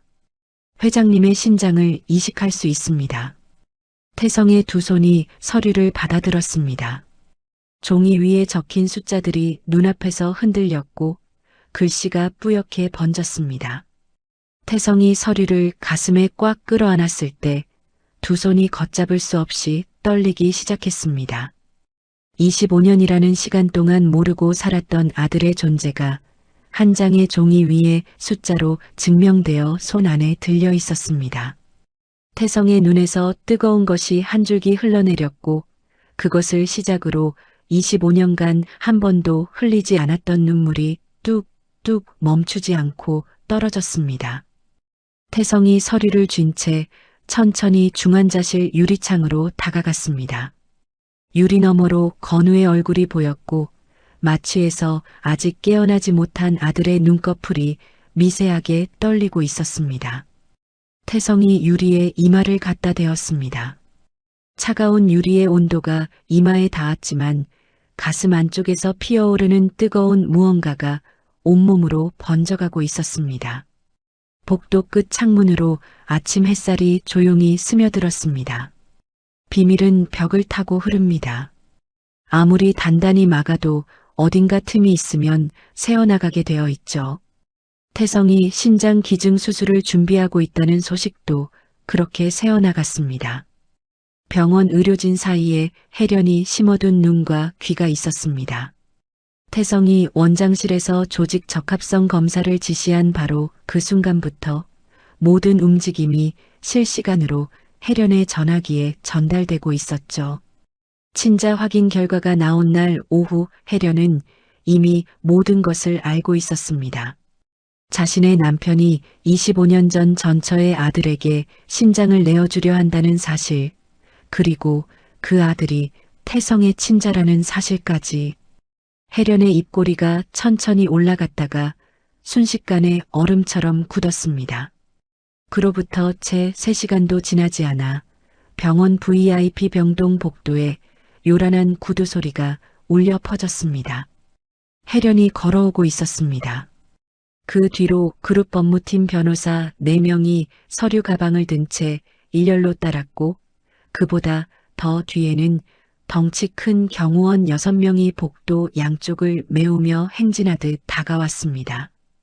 간호사들이 화들짝 놀라 벽 쪽으로 몸을 피했고 환자 가족들이 고개를 돌려 쳐다볼 만큼 그 행렬은 위압적이었습니다. 혜련이 VIP실 문을 거칠게 밀어젖히고 들어섰을 때 방 안에는 태성과 지수가 있었습니다. 태성은 창가에 서서 수술 일정이 적힌 서류를 들여다보고 있었고 지수는 소파 한쪽에 핏기 없는 얼굴로 앉아 있었죠. 혜련의 시선이 먼저 향한 곳은 지수였습니다. 마치 길바닥에서 벌레를 발견한 사람처럼 혜련의 눈이 지수의 얼굴에서 발끝까지 천천히 훑쳐 내려갔습니다. 그리고 입술 한쪽을 비틀며 차갑게 내뱉었습니다. 천박한 것들이 감히 내 남편 피를 노리고 있었어? 25년 전에 쫓겨난 주제에 아직도 미련이 남았나 보네. 지수의 어깨가 움찔했지만 고개를 들지 못했습니다. 혜련의 말 한마디 한마디가 날 선 유리조각처럼 지수의 살갗을 파고들었고 지수는 무릎 위에 얹은 두 손을 꽉 움켜쥔 채 입술만 깨물고 있었습니다. 혜련은 그 모습을 내려다보며 콧방귀를 뀌더니 태성에게로 몸을 돌렸습니다. 혜련의 손짓에 변호사 한 명이 서류 가방에서 두 장의 문서를 꺼냈고 혜련이 그것을 받아들어 태성 앞 탁자 위에 탁 소리가 나도록 내려놓았습니다. 하나는 대표이사 해임 동의서였고 다른 하나는 이혼 합의서였습니다. 태성이 서류를 내려다보았지만 표정에는 아무런 변화가 없었습니다. 혜련이 팔짱을 끼고 태성의 눈을 똑바로 쏘아보며 목소리를 낮췄습니다. 여보, 깔끔하게 정리하자. 수술대에 눕는 순간 당신의 혼외자 스캔들을 모든 언론에 뿌릴 거야. 대한민국 최대 그룹 회장이 전처와 숨겨둔 사생아에게 신장을 준다. 이거 헤드라인 감이지? 그러면 저 여자와 저 여자 아들은 평생 카메라 세례 속에서 사회적으로 매장되는 거야. 혜련의 목소리는 침착했지만 그 안에 담긴 악의는 독처럼 진했습니다. 혜련이 손가락으로 서류를 톡톡 두드리며 이어갔습니다. 수술 취소하고 여기 서명해. 그러면 아무 일도 없었던 것처럼 넘어가 줄게. 회장 자리도 유지시켜 줄 테니까. 혜련의 말이 끝나기가 무섭게 변호사 4명이 일제히 태성을 둘러쌌습니다. 원형으로 에워싸며 한 명이 만년필을, 다른 한 명이 인주를 태성의 코앞에 들이밀었습니다. 가장 나이 많은 변호사가 낮고 단호한 목소리로 압박했습니다. 회장님, 사모님 말씀대로 하시는 게 모두를 위해서 좋습니다. 지금 서명하시면 이 일은 여기서 끝납니다. 좁은 VIP실 안에 12명 가까운 사람이 들어차 있었고 산소가 부족한 것처럼 공기가 무거워졌습니다. 소파에 앉아있던 지수의 얼굴이 하얗게 질렸고 떨리는 손으로 소파 팔걸이를 움켜쥔 채 태성을 올려다보았습니다. 지수의 눈에는 공포가 가득했지만 그보다 더 깊은 곳에 미안함이 서려 있었습니다. 자신과 건우 때문에 이 남자가 모든 것을 잃게 될지도 모른다는 그 미안함이요. 하지만 그 순간 태성이 움직였습니다. 태성이 한 발짝 옆으로 이동하더니 지수의 앞에 섰습니다. 넓은 등으로 지수를 완전히 가린 채 천천히 고개를 돌려 혜련과 눈을 마주쳤습니다. 태성의 입꼬리가 아주 천천히 올라갔습니다. 분노도 아니고 슬픔도 아닌 모든 것을 내려놓은 사람만이 지을 수 있는 차가운 비웃음이었습니다. 혜련의 눈이 미세하게 흔들렸습니다. 수십 년을 함께 살면서도 한 번도 본 적 없는 표정이었기 때문입니다. 바지 회장이라 불리며 처가의 눈치를 보던 그 남자의 얼굴이 아니었습니다. 지금 혜련 앞에 서 있는 사람은 모든 것을 걸 각오를 마친 전혀 다른 남자였습니다. 태성이 양복 안주머니에 천천히 손을 넣었습니다. 그리고 두 가지를 동시에 꺼냈습니다. 왼손에는 금장 만년필이, 오른손에는 세월의 때가 묻은 낡은 카세트 테이프가 들려 있었습니다. 태성이 만년필을 손가락 사이에서 한 바퀴 돌리며 혜련의 눈을 정면으로 응시했습니다. 서명? 좋지. 나도 마침 정리할 때가 됐다고 생각하고 있었소. 태성의 목소리는 낮았지만 방 안 구석구석까지 또렷하게 울렸고 변호사들의 어깨가 동시에 경직되었습니다. 태성이 오른손에 카세트 테이프를 천천히 들어 올려 혜련의 눈높이까지 가져갔습니다. 혜련의 시선이 그 낡은 물건 위에 고정되었고 미간에 주름이 잡혔습니다. 이게 뭔데? 혜련의 목소리에 처음으로 불안의 기류가 섞여들었습니다. 태성은 대답하지 않았습니다. 대신 테이프를 탁자 위 서류 옆에 나란히 내려놓고 한 발짝 뒤로 물러서며 팔짱을 꼈습니다. 태성의 눈빛이 변호사들을 한 명씩 천천히 훑었고 그 시선이 닿는 곳마다 변호사들이 저도 모르게 반 발짝씩 뒤로 물러났습니다. 당신 아버지 목소리가 담겨 있어. 25년 전에 내 전처에게 무슨 짓을 했는지, 그때 어머님 수술비를 볼모로 어떤 협박을 했는지 전부. 혜련의 얼굴에서 혈기가 빠져나가기 시작했습니다. 입술이 파르르 떨렸고 태성을 쏘아보던 눈에 금이 가득 당혹이 번졌습니다. 태성은 그 반응을 지켜보며 만년필 뚜껑을 천천히 열었습니다. 금속 뚜껑이 열리는 작은 딸깍 소리가 조용해진 방 안에서 놀라울 만큼 선명하게 울렸습니다. 서명하겠소. 해임 동의서도 이혼 합의서도 원하는 대로 다 해주지. 태성이 해임 동의서를 집어들어 만년필 촉을 갖다 대었습니다. 혜련이 순간 멈칫했습니다. 예상대로 굴복하는 건지 아니면 다른 수를 두는 건지 판단이 서지 않는 듯 눈동자가 흔들렸습니다. 태성이 서명란 위에 펜을 세우며 혜련을 올려다보지 않은 채 담담하게 이어갔습니다. 대신 이 테이프를 쓸 일이 없게 해주면 좋겠어. 나는 내 아들한테 신장을 줄 거고 당신은 그걸 조용히 지켜볼 거요. 아니면 내일 아침 뉴스에 나올 헤드라인은 혼외자 스캔들이 아니라 당신 집안의 25년 전범죄가 될 거에. 방 안의 공기가 얼어붙었습니다.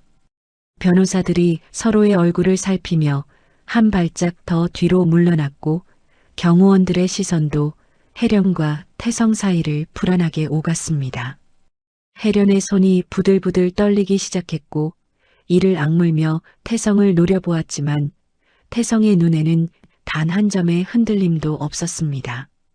태성의 등 뒤에서 지수가 조용히 고개를 들었습니다. 자신을 감싸고 선 그 넓은 등을 바라보며 지수의 눈에 뜨거운 것이 고였습니다. 25년 전 떠나오던 날 뒤돌아보지 못했던 그 등이 지금은 자신과 아들을 지키기 위해 벽이 되어 서 있었습니다. 지수가 떨리는 손을 뻗어 태성의 양복 뒷자락을 살며시 쥐었고 태성의 어깨가 한순간 미세하게 떨렸지만 고개를 돌리지는 않았습니다. 태성이 만년필을 든 채 혜련을 바라보았습니다. 펜 끝에서 잉크 한 방울이 맺혀 서류 위로 떨어질 듯 말 듯 머물러 있었고 그 작은 잉크 방울 안에 앞으로 펼쳐질 모든 것의 운명이 담겨 있는 것 같았습니다. 다. 태성이 만년필을 쥔 손에는 1초의 망설임도 없었습니다. 사각사각 펜 끝이 종이 위를 미끄러지는 소리가 조용한 병실에 울렸습니다. 대표이사 해임 동의서 서명란 위에 또렷하게 이름을 적고 곧바로 이혼 합의서 위에도 같은 이름을 새겨 넣었습니다. 변호사들의 눈이 휘둥그레졌고 혜련의 입이 반쯤 벌어졌습니다. 이렇게 쉽게 굴복할 줄은 예상하지 못한 표정이었죠. 하지만 태성이 서명이 끝난 2장의 서류를 집어들어 혜련의 발밑에 차갑게 던져 넣었을 때 혜련의 얼굴에서 승리의 빛이 채 피어나기도 전에 얼어붙었습니다. 태성의 눈빛이 달라져 있었기 때문입니다. 태성이 만년필 뚜껑을 닫으며 천천히 입을 열었습니다. 목소리에는 분노도 슬픔도 원망도 없었습니다. 오히려 무엇인가를 완전히 내려놓은 사람에게서만 나올 수 있는 깊고 고요한 울림이 담겨 있었죠. 내 개인 재산은 1원 한 푼 남김없이 윤건 후 평생 면역 억제제 신탁에 전부 묶어놨어. 오늘 아침에 법무법인을 통해 등기까지 완료했으니 이제 나한테는 당신이 쥐고 흔들 돈이 단 한 푼도 없어. 난 빈털털이야. 혜련의 눈동자가 흔들렸습니다. 서류를 줍지도 못한 채 발밑에 흩어진 종이 위에서 시선이 얼어붙어 있었습니다. 수십 조의 재산을 통째로 포기하고 빈털터리가 되겠다는 선언을 이 남자가 진심으로 하고 있다는 사실이 혜련의 계산 체계를 완전히 무너뜨리고 있었죠. 돈으로 사람을 움직이고 돈으로 사람을 짓밟아온 혜련에게 스스로 돈을 버린 사람은 더 이상 조종할 수 있는 상대가 아니었습니다. 태성이 오른손으로 탁자 위에 놓아두었던 낡은 카세트 테이프를 집어들어 혜련의 눈앞에서 천천히 흔들었습니다. 테이프가 좌우로 흔들릴 때마다 혜련의 시선이 그것을 쫓아 흔들렸습니다. 그리고 이건 당신 아버지가 25년 전에 내 전처를 협박하는 육성 녹음이요. 수술비를 빌미로 가짜 불륜 사진을 찍게 하고 한 사람의 인생을 통째로 짓밟은 기록이 고스란히 담겨 있어. 태성의 목소리 온도가 한 단계 더 내려갔습니다. 수술을 막거나 내 아들 털끝 하나라도 건드리면 내일 아침 9시 뉴스 메인 헤드라인은 당신 집안의 25년 전범죄가 될 거야. 자, 선택은 당신 몫이야. 혜련의 얼굴이 불그락푸르락 변했습니다. 평생 자신의 아래에 두고 주물러왔던 바지 회장이 감히 이런 식으로 맞서올 줄은 꿈에도 상상하지 못했을 겁니다. 혜련의 입술이 파르르 떨리더니 뒤에 서 있던 경호원들을 향해 악을 썼습니다. 뭘 멍하니 서 있어. 당장 저 인간 끌어내. 수술실 근처에도 못 가게 막아. 경호원 6명이 움찔하며 태성 쪽으로 한 발짝 내디디려는 순간이었습니다. VIP실 문이 열리며 비서실장 만석이 조용하지만 단호한 걸음으로 들어섰습니다.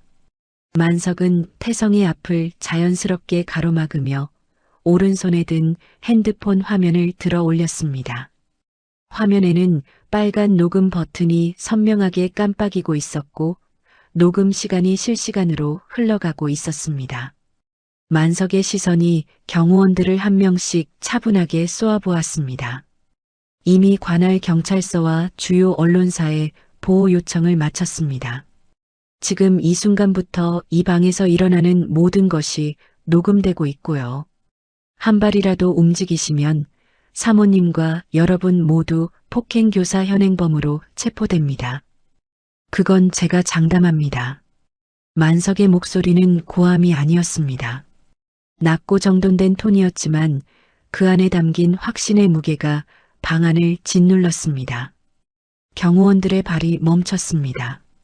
서로의 얼굴을 힐끔힐끔 살피며 더 이상 앞으로 나아갈 명분을 찾지 못하는 눈빛이었죠.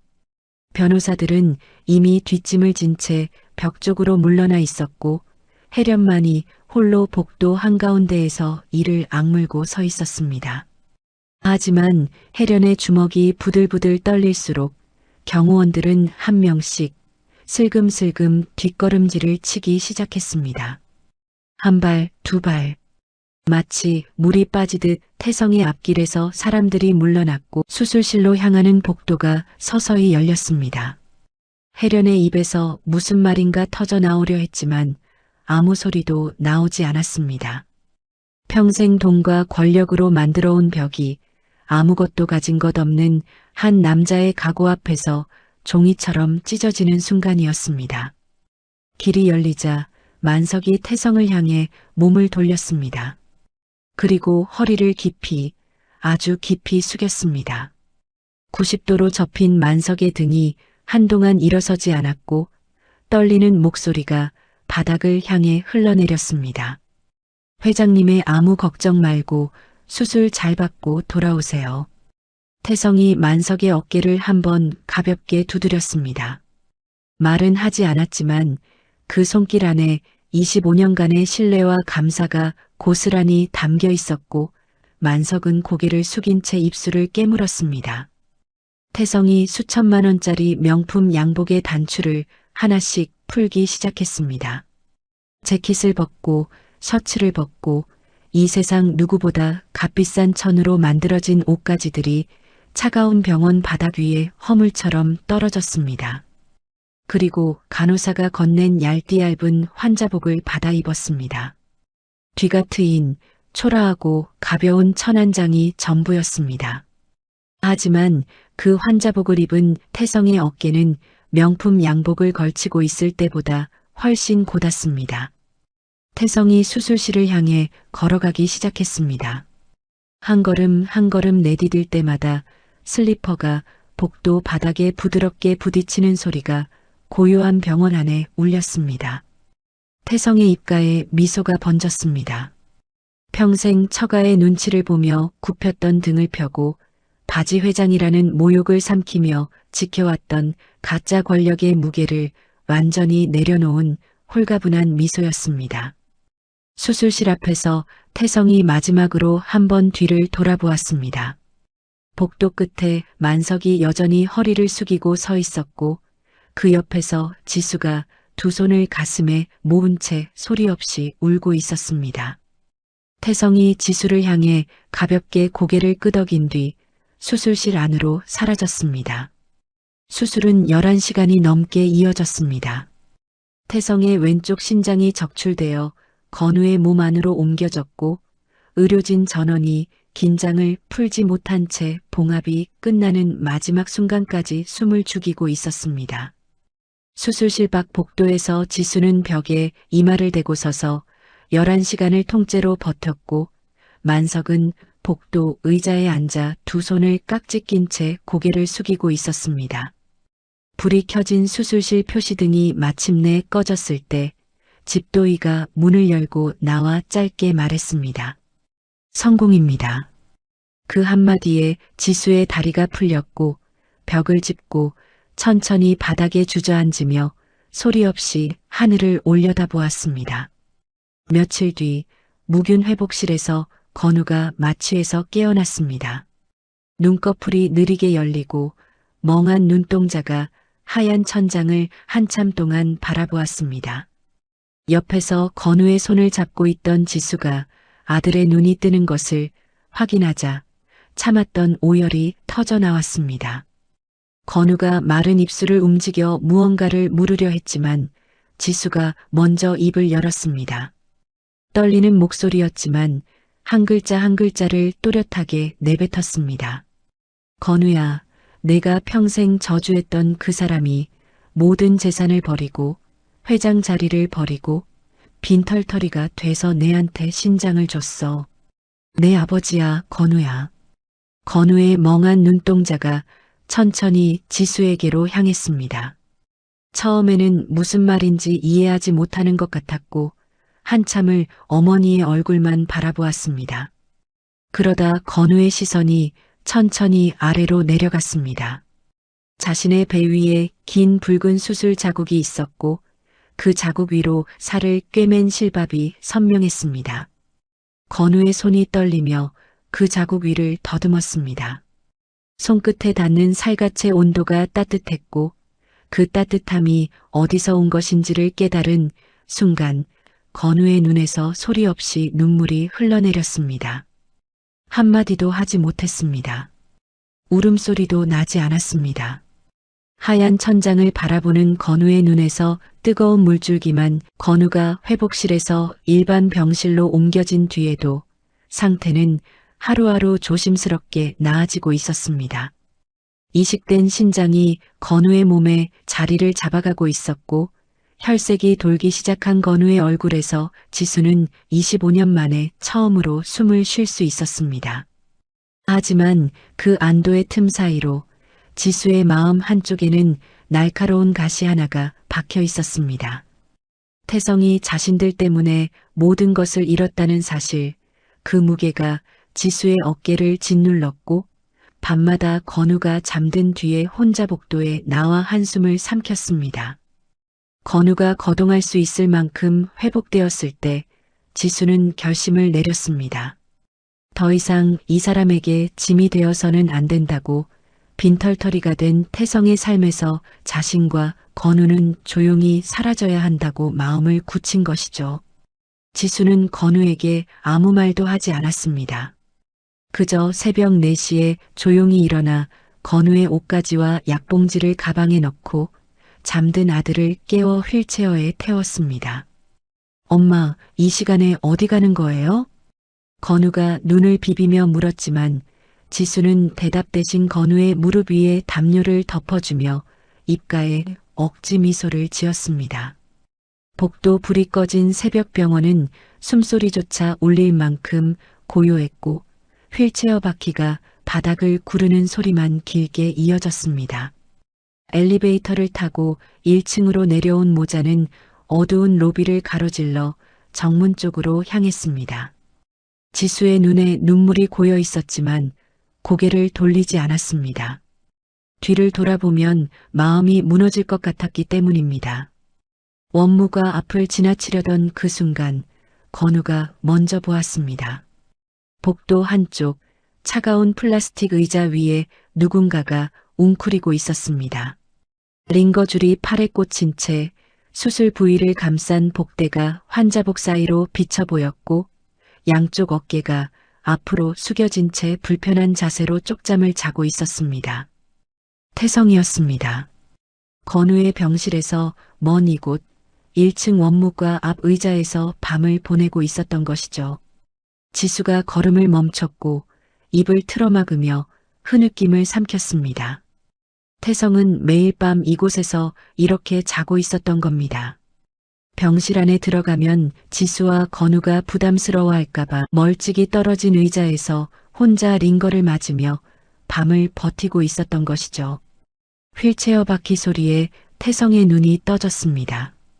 멍한 눈으로 주위를 둘러보다가 가방을 든 지수와 휠체어에 앉은 건우를 발견한 순간 태성의 눈이 크게 열렸습니다. 상황을 파악하는 데는 1초도 걸리지 않았습니다. 태성이 벌떡 일어서려다 수술 부위를 움켜쥐며 비틀거렸고 링거 폴대를 붙잡은 채 필사적으로 모자의 앞을 막아섰습니다. 가면 안 돼. 제발 또 이렇게 가버리면 안 돼. 태성의 목소리가 갈라졌고 창백한 얼굴 위로 식은 땀이 흘러내렸습니다. 지수가 고개를 저으며 뒤로 물러서려 했지만 태성이 한 발짝 다가서다 중심을 잃었습니다. 링거 폴대가 기울고 태성의 몸이 대리석 바닥 위로 처참하게 고꾸라졌습니다. 폴대가 넘어지며 금속이 바닥에 부딪히는 소리가 텅 빈 로비에 요란하게 울렸고 태성의 꿰맨 배 위로 통증이 밀려왔지만 그는 일어서지 않았습니다. 아니, 일어서는 대신 바닥을 기어갔습니다. 태성이 꿰맨 배를 한 손으로 움켜쥔 채 다른 손으로 차가운 대리석 바닥을 짚으며 건우의 휠체어를 향해 기어갔습니다. 무릎이 바닥에 끌리고 환자복 자락이 흐트러지고 링거줄이 팔에서 빠져 피가 배어나왔지만 태성은 멈추지 않았습니다. 건우의 휠체어 앞에 다다른 태성이 두 손을 뻗어 건우의 바짓가랑이를 생명줄처럼 붙잡았습니다. 손가락이 하얗게 질릴 만큼 세게 쥐었고 태성의 몸 전체가 떨리고 있었습니다. 25년 만에 아버지 노릇을 했는데 어찌 그래. 태성의 목소리가 갈라지고 또 갈라져 끝내 울음이 되었습니다. 가진 건 아무것도 없다. 돈도 없고 자리도 없고 내세울 것 하나 없다. 하지만 제발 아비 노릇 좀 하고 살게 해줘. 바닥에 엎드린 태성의 어깨가 격렬하게 들썩였고 그 위로 눈물이 뚝뚝 떨어져 차가운 대리석에 작은 자국을 남겼습니다. 수십 조를 가졌던 남자가 병원 바닥을 기며 아들의 바짓가랑이를 잡고 우는 모습은 이 세상에서 가장 초라하고 동시에 가장 위대한 풍경이었습니다. 건우의 입술이 떨리기 시작했습니다. 휠체어 팔걸이를 쥔 손에 힘이 들어갔다 빠졌다를 반복했고 눈시울이 붉어지더니 결국 참지 못하고 무너져 내렸습니다. 건우가 휠체어에서 천천히 몸을 일으켰습니다. 아직 수술 부위가 당겨 허리를 제대로 펼 수 없었지만 이를 악물고 내려섰습니다. 그리고 바닥에 엎드려 있는 태성의 앙상한 어깨 위로 자신의 겉옷을 벗어 덮어주었습니다. 건우의 두 팔이 태성의 등을 감싸 안았습니다. 25년 동안 한 번도 해보지 못한 포옹이었고 25년 동안 한 번도 불러보지 못한 호칭이 건우의 떨리는 입술 사이로 흘러나왔습니다. 아버지. 그 한마디에 태성의 울음이 멈췄습니다. 마치 시간이 멈춘 것처럼 태성이 고개를 들어 아들의 얼굴을 올려다보았습니다. 건우의 눈에서 눈물이 흐르고 있었지만 그 눈빛은 원망이 아니었습니다. 지수가 뒤에서 입을 두 손으로 틀어막은 채 소리 없이 무릎을 꿇었고 새벽병원 로비에서 세 사람이 바닥 위에 엉켜 한참 동안 울었습니다. 아무 말도 필요 없었습니다. 25년이라는 시간이 만들어낸 상처가 그 포옹 한 번으로 전부 아물 수는 없었지만 적어도 이제부터는 같은 방향을 바라보며 걸어갈 수 있다는 것을 세 사람 모두 알고 있었습니다. 1년이 흘렀습니다. 혜령과 그 집안은 25년 전 협박 및 기습 철거 교사 혐의로 검찰에 기소되었고 주요 뉴스에 포토라인에 선혜련의 얼굴이 대문짝만하게 실렸습니다. 한때 수십조 재벌가의 안주인이었던 혜련이 수의를 입고 고개를 숙인 채 카메라 세례를 받는 모습을 태성은 보지 않았습니다. 텔레비전을 켜지도 않았고 신문을 펼치지도 않았습니다. 복수에는 관심이 없었습니다. 그저 앞만 보았습니다. 재건축구역 바깥 골목 안쪽의 작고 쾌적한 가게에서 태성은 새로운 하루를 시작하고 있었습니다. 포마드로 빗어 올리던 머리를 내리고 앞치마를 두르고 손님들의 테이블을 정성스럽게 닦는 평범한 아저씨가 되어 있었죠. 백반집 간판 아래서 손님을 맞이하는 태성의 얼굴에는 회장 시절에는 한 번도 볼 수 없었던 편안한 웃음이 머물러 있었습니다. 주방 안쪽에서 뚝배기를 들고 나오는 건우의 얼굴에는 혈색이 돌았고 한때 뼈만 남았던 팔에 살이 올라 있었습니다. 건우가 뚝배기를 카운터에 내려놓으며 태성을 향해 환하게 웃었습니다. 아버지, 수술하신데 쑤시잖아요. 빨리 앉아서 식사부터 하세요. 태성이 행주를 어깨에 걸치며 손사래를 쳤지만 지수가 주방에서 국자를 들고 나와 태성의 등을 가볍게 밀며 자리에 앉았습니다. 좁은 식탁에 세 사람이 마주 앉았습니다. 뚝배기 국밥 위에 깍두기를 얹고 국물을 한 숟가락 떠서 입에 넣는 것, 그 작은 동작 하나가 이 가족에게는 기적이었습니다. 1년 전까지만 해도 불가능했던 풍경이 지금 좁은 식탁 위에서 당연한 일상처럼 펼쳐지고 있었으니까요. 건우가 깍두기를 집어 태성의 국밥 위에 올려주었고 지수가 태성의 밥그릇에 밥을 한 수저 더 퍼 넣었습니다. 태성이 정말 고개를 맛있네요. 숙여 국물을 네, 들이키다가 뜨끈뜨끈하네요.